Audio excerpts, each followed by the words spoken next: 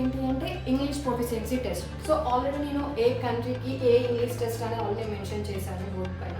So first we have discuss regarding about Duolingo. So Duolingo ఏంటి అని అంటే with లో బడ్జెట్లో అండ్ మనకి తొందరగా స్కోర్ వచ్చేది ఏంటంటే డ్యూలింగో. సో మనకి మినిమమ్ డ్యూలింగో యూఎస్కి ఏంటి అంటే మనకు ఓవరాల్గా వచ్చేసి 160 ఉంటుంది. బట్ మనకి మినిమం 105 కానీ అలా వచ్చినా సరే మనకి సరిపోతుంది. బట్ మాడ్యూల్ వైజ్గా చూసుకుంటే ప్రొడక్షన్లో మాత్రం 100 ఉండాలి. Okay.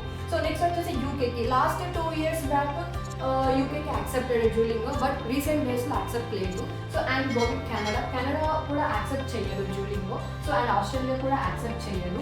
And Ireland. So Ireland ఏంటి అంటే మనకి మినిమం డ్యూలింగో టెస్ట్ వచ్చేసి 100 రిక్వైర్డ్, బట్ ప్రొడక్షన్లో వచ్చేసి కూడా 100 ఉండాలి మాడ్యూల్ వైజ్గా చూసుకుంటే. సో అండ్ యూరోపియన్ కంట్రీస్కి కూడా ఏంటి అంటే డిపెండ్ ఆన్ యూనివర్సిటీ బేస్ చేసుకొని కొన్ని యూనివర్సిటీస్కి యాక్సెప్టెడ్ ఉంటుంది డ్యూలింగో, కొన్నిటికి యాక్సెప్టెడ్ అయితే ఉంటుంది.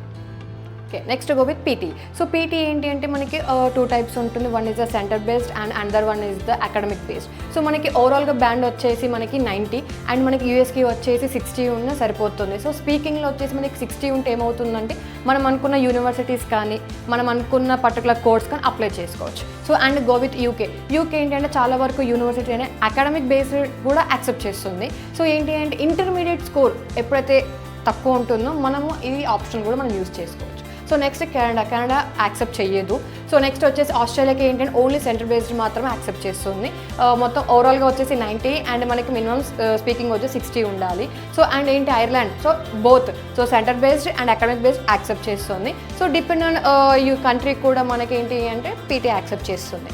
So next go with TOEFL. So TOEFL ఏంటంటే బేసిక్ మాడ్యూల్స్ వచ్చేసి రీడింగ్, రైటింగ్, లిజనింగ్, స్పీకింగ్ ఉంటుంది. సో మనకి ఫస్ట్ యూఎస్ వచ్చేసి ఏంటి అంటే ఏ యూనివర్సిటీకైనా అప్లై చేయాలనుకున్నా సరే టోఫెల్ తోటి మనం యాక్సెప్ట్ ఉంటుంది. సో నెక్స్ట్ వచ్చేసి యూకే. సో యూకేకి ఏంటి అంటే మోస్ట్ ఇంటర్మీడియట్ స్కోర్ తక్కువ ఉన్నప్పుడు మనం ఆల్టర్నేటివ్గా ఈ టోఫెల్ ఇంగ్లీష్ టెస్ట్ అనేది యూజ్ అవుతుంది.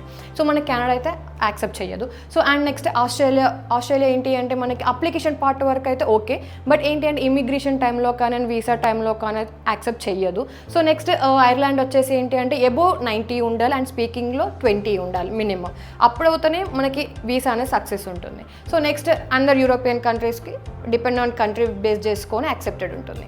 Next go with IELTS. So IELTS ఏంటంటే మనకి సేమ్ పీటీ టోఫెల్ లాగా reading, writing, listening, speaking modules ఉంటాయి. సో మన ఓవరాల్గా 6 వచ్చి ఏదైనా బ్యాండ్ 5.5 వస్తే సో మనకు కొన్ని యూనివర్సిటీ యాక్సెప్ట్ చేయొచ్చు. బట్ మనం అనుకున్న యూనివర్సిటీస్ కానీ హై ర్యాంకింగ్ యూనివర్సిటీస్ కావాలి అనుకుంటే better 6.5 IELTS no band less than 6 తెచ్చుకుంటే మంచి టాప్ యూనివర్సిటీ అప్లై చేసుకోవచ్చు. అండ్ నెక్స్ట్ వచ్చేసి యూకే. సేమ్ యూకే కూడా ఏంటి అంటే మనకి 6.5 IELTS no band less than 6 యాక్సెప్టెడ్. So next Canada. So Canada కూడా ఏంటి అంటే ఐఎల్స్ ఈజ్ అ మ్యాండేటరీ అండి. మీరు డ్యూలింగో, పీటీఈ, టోఫెల్ వాటితో కంపేర్ చేస్తే ఐఎల్స్ ఏంటంటే మీరు ఏ యూనివర్సిటీకైనా కొంచెం లో పర్సంటేజ్ ఉన్నా సరే మనం యాక్సెప్ట్ చేసుకోవచ్చు. నెక్స్ట్ ఆస్ట్రేలియా వచ్చేసి ఏంటి అంటే 6.5 IELTS no band less than 6 is the mandatory. And compare to that Ireland కూడా ఏంటి అంటే మనకి ఓవరాల్గా 6.5 IELTS no band less than 6 is the mandatory. And ఇంకా మీరు ఆల్టర్నేటివ్గా ఇంకా వేరే కంట్రీకి యూరోపియన్ కంట్రీస్కి అప్లై చేయాలి అనుకుంటే కూడా మనకి ఐఎల్స్ అనేది యాక్సెప్టెడ్ ఉంటుంది.